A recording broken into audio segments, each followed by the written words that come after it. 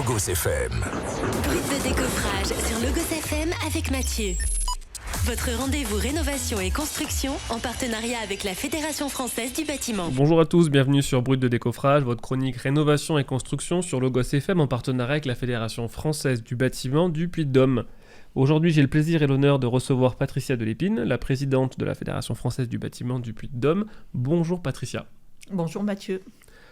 Il y a très peu de temps, les WarSkills se clôturaient. Une très belle cérémonie a permis de remettre de nombreuses médailles à nos jeunes.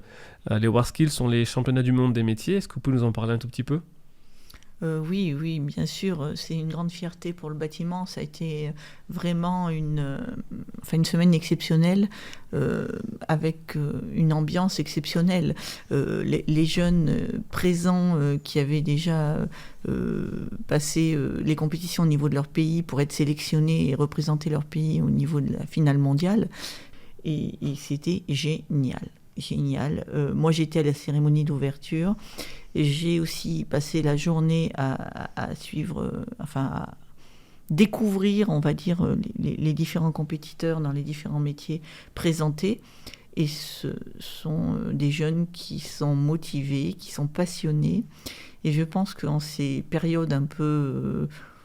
on va dire, ou défaitiste, voir cette jeunesse appliquée, engagée, fière de posséder les savoir-faire, je trouve que c'est d'une motivation exceptionnelle. Et le plus motivant aussi, c'était de voir toute la jeunesse de la région Aura qui s'était déplacée. De nombreux collégiens, même des tout petits, étaient venus admirer ces jeunes, les soutenir, et ça, c'était une très belle image. En parlant de ces jeunes, la Fédération du bâtiment a monté une opération, je crois, avec le rectorat pour amener des collégiens ? Oui, tout à fait. Sur jeudi et vendredi dernier, nous avons pu permettre à 300 collégiens du département d'aller passer la journée avec l'aller-retour, mais quelques heures au WorldSkills pour découvrir cette compétition. Donc les WarSkills 2024, c'est des médailles pour les Français ? Oui, tout à fait. C'est des médailles... D'or ? D'or, oui. 3 médailles d'or ? 3 médailles d'or. C'est une grande fierté, mais je crois que, il y a les médailles, mais il n'y a pas que ça. Donc pour faire un petit débrief sur les médailles pour nos auditeurs, donc on a 3 médailles d'or en charpente, construction digitale, plâtrerie, construction sèche, une médaille en argent pour les ébénisteries et une médaille de bronze pour l'installation électrique. L'avenir du secteur passe par la jeunesse. Est-ce que vous avez senti lors de ces Olympiades, lors de ces championnats du monde, lors de ces JO des métiers, une jeunesse qui avait envie ? Ah oui. Déjà tous les compétiteurs, ils avaient envie, ils étaient fiers de représenter leur pays. Et sur lesquels ils ne se financent. C'est quand même admirable et je pense que ça n'a même pas été suffisamment à mon goût relayé par les médias nationaux, quoi. Parce que là, vraiment, pour moi, c'était la boucle finale. Après, comme ils prennent soin... Les Jeux Olympiques de cet été, après les Paralympiques, on est en France. Ce n'était pas arrivé depuis 1995, donc moi j'avais eu la chance déjà d'y assister en 1995. Là, ça a pris des proportions bien plus importantes, avec beaucoup plus d'encadrement, de moyens et tout. Et véritablement, c'était à la hauteur des autres Jeux Olympiques. Voilà. C'est que la France était le centre du monde sportif et des métiers en 2024. Tout à fait. Pour continuer un tout petit peu sur les années 2024-2025, comment vont les entreprises du secteur ? Eh bien, c'est compliqué parce que déjà c'est d'une grande diversité. Il y a des entreprises qui vont pas si mal, mais globalement il y a quand même une forte baisse de la commande, qu'elle soit publique ou privée, une forte baisse, une contraction des trésoreries des entreprises, ça c'est ce qui est le plus dramatique, et surtout une non-visibilité de l'avenir dans les métiers du bâtiment et dans les secteurs d'intervention, qu'ils soient, comme je disais, public, privé, industriel et tout. On n'arrive pas à se projeter, nous les entreprises du bâtiment, et c'est ce qui est, à mon avis, beaucoup plus grave. Est-ce que le flou gouvernemental aggrave cette position ? Eh bien, écoutez, le flou, oui, puisque déjà depuis 3 mois, nous n'avons plus de gouvernement, donc on se sent un petit peu abandonné. On alerte depuis maintenant une bonne année et demie quand même les décisions qui sont prises en imaginant les conséquences de ces décisions. Aujourd'hui, j'espère que prochainement on va avoir un nouveau gouvernement, mais on observe quand même une situation dramatique au niveau du logement déjà. Le programme de loi de finances devrait être discuté dans les prochains jours pour être voté d'ici la fin de l'année. Qu'est-ce que le secteur attend de nos parlementaires pour redresser la barre ? Eh bien, qu'ils prennent véritablement en compte les Toujours très court. Et vous avez commandes liées déjà au logement. Je pense que la priorité aujourd'hui, c'est de s'intéresser au logement. Le marché de la maison individuelle est complètement arrêté. Les primo-accédants, jusqu'à présent, ne pouvaient que se permettre d'acheter une maison en périphérie de la ville. Ils n'avaient pas. Donc, ce qu'il faut, c'est quand même rebondir, à mon avis, remettre en place le Pinel en attendant peut-être de trouver une solution peut-être meilleure, mais qui fonctionnait et qui permettait d'avoir un parc locatif disponible pour le commun des mortels. Et je crois que ça et le prêt à taux zéro, eh bien, ce sont des leviers. Ouais, des leviers qui existaient, qui vont s'arrêter. Le Pinel s'arrête en fin d'année. Donc, s'il n'est pas maintenu, le PTZ, on l'a arrêté. Voilà, il faut les remettre en place pour au moins retrouver une dynamique, parce que là, on sait que c'est dramatique. On sait que les jeunes qui sont arrivés sur Clermont-Ferrand pour étudier ont d'énormes difficultés pour trouver des logements étudiants, ce qui était déjà le cas l'année dernière. En plus, ce phénomène, il est pas propre à notre département. On peut le dupliquer sur toutes les grandes villes de France, toutes les grandes villes universitaires.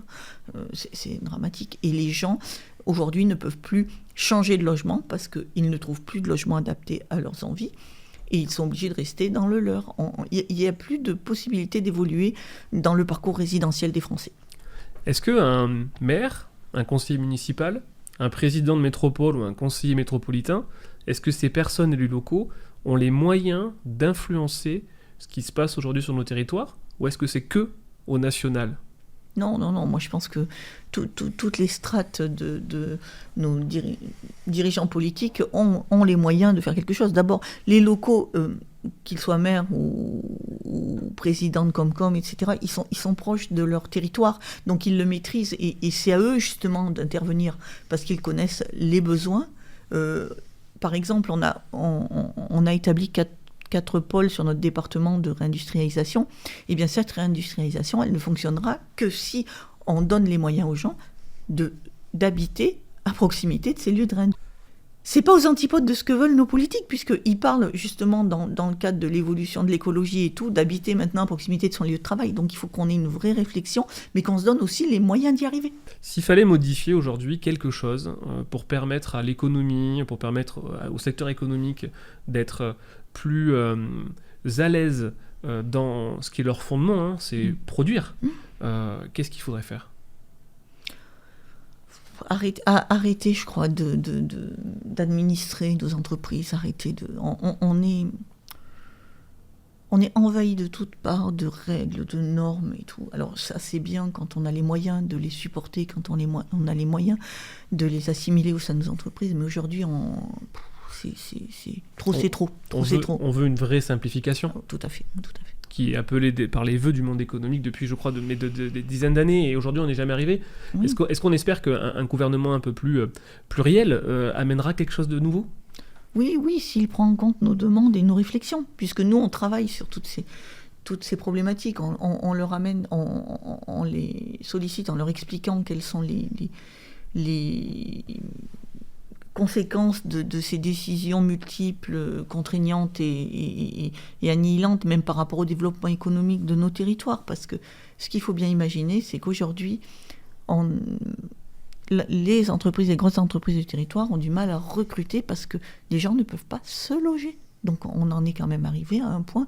La crise du logement que nous vivons aujourd'hui, elle équivaut à la crise d'après-guerre, après la Deuxième Guerre mondiale. Enfin, moi, quand je vois ça, je me dis, mais c'est ubuesque. Pas avec les moyens d'aujourd'hui, on ne devrait pas en être là. J'ai envie de dire, en fait, entendez, écoutez le terrain. Bien sûr. Donc si je peux résumer un tout petit peu l'entretien et terminer sur une note positive, on a les WarSkills 2024 qui ont permis de remplir la jauge de l'envie et du bonheur dans tous les secteurs du métier. Et on invite les jeunes à se saisir des prochaines éditions pour faire briller les savoir-faire des métiers. Bien sûr, et Typiquement, on a vu tout ce qui est textile qui a été... c'est important parce que nous, on a besoin de compétents et toutes les entreprises, quelles qu'elles soient, sont dans cette dynamique et espèrent que leurs salariés vont aller de l'avant, vont se former, vont s'approprier toutes les nouvelles technicités et tout, parce qu'on en a besoin et on n'est pas du tout réfractaire à l'évolution de nos métiers. Très bien. Bon, merci beaucoup à Patricia Delépine. Je profite de cette fin de première chronique de cette 3e saison pour remercier tous nos auditeurs de leur fidélité et nous sommes très heureux d'entamer cette nouvelle année à vos côtés. Passez une belle journée. C'était Brut de décoffrage sur le Gosse FM. Avec notre partenaire, la Fédération française du bâtiment. Logos FM.